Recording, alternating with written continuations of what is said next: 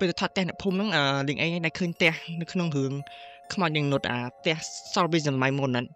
ផ្ទះហ្នឹងឲ្យថតប៉ុន្តែគាត់ថាពេលដែលទៅថតហ្នឹងមិនមែនថតនៅផ្ទះហ្នឹងទេគឺថតផ្ទះធម្មតាទេប៉ុន្តែយើងសំផ្ទះអ្នកភូមិមិនស្នាក់នៅទេដាក់អីវ៉ាន់ហើយឯងទៅដេកនៅក្រោមផ្ទះហ្នឹងទាំងអស់គ្នាក្រុមការងារដាក់ម៉ាស៊ីនភ្លើងឯនៅក្រោមហ្នឹងមានថាពីផ្ទះដែលដាក់ម៉ាស៊ីនភ្លើងហើយនៅតែថតហ្នឹងទល់មុខគ្នាហ្នឹងប្រហែលខ្ទង់100ម៉ែត្រយល់អត់យើងថតធម្មតារៀបចំសេតថតចឹងប្រហែលជាខ្ទង់ដល់ម៉ោង4អញ្ចឹងគេថតអីធម្មតាចឹងទៅពេលកំពុងថតហ្នឹងម៉ាស៊ីនភ្លើងវាលុតហើយពេលនោះឯងកំពុងមុជទឹកនៅក្រោមផ្ទះគេណាតែបើវងកញ្ចក់តិចផ្ទះនោះមានមនុស្សនៅណាគឺຕົកចោលឲ្យចាក់សោចាក់គេទៅធ្វើការនៅថៃចឹងមានន័យថាផ្ទះយើងក្រោមនៅហ្នឹង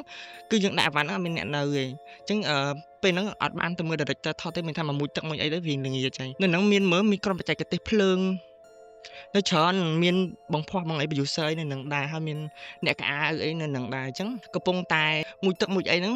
ឮគេវាយអាយកុំមកថាម៉ាស៊ីនភ្លើងកាត់អីមែនអាលុតម៉ាស៊ីនភ្លើងវាលុតមែនណាម៉ាស៊ីនភ្លើងអាលុតយើងអត់អីណាយើងគិតថាប្រហែលបញ្ហាបច្ចេកទេសអញ្ចឹងបងអ្នកឡានហ្នឹងគាត់មើលម៉ាស៊ីនភ្លើងហើយម៉ាស៊ីនភ្លើងថាដាច់ខ្សែពីនអីចឹងណាអញ្ចឹងក៏ជិះទៅរកទិញខ្សែពីននៅភូមិតែរៀងឆ្ងាយដែរព្រោះឯភូមិដែលយើងថតហើយនៅផ្សារហ្នឹងវានៅឆ្ងាយពីគ្នាដែរអញ្ចឹងប្រហែលគិត1ម៉ោងអញ្ចឹងប្រហែលខ្ទង់ម៉ោង4ណាអញ្ចឹងទៅមកម៉ាស៊ីនភ្លើងមកប្រហែលខ្ទង់ម៉ោង5ទិញអាខ្សែពីនម៉ាស៊ីនភ្លើងហ្នឹងមកហើយ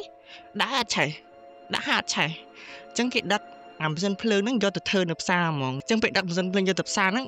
ម៉ាស៊ីនភ្លើងហ្នឹងដឹកយកទៅផ្សារនៅកន្លែងគេធ្វើហ្នឹងឆេះតែយកមកកន្លែងថតអត់ឆេះមានថាម៉ាស៊ីនភ្លើងហ្នឹងគឺអាចឆេះបានទេគឺអត់ឆេះទេតែបើយកទៅជាងគឺឆេះធម្មតាតែយកមកអត់ឆេះតែរឿងមួយដែលចម្លែកក្រុមការងារគឺចាប់ផ្ដើមឆ្ងល់ថាម៉ាស៊ីនភ្លើងមានបញ្ហាអីគាត់បង្រត់អ្នកកអាគាត់ចង់ថាគាត់សុកហ្មង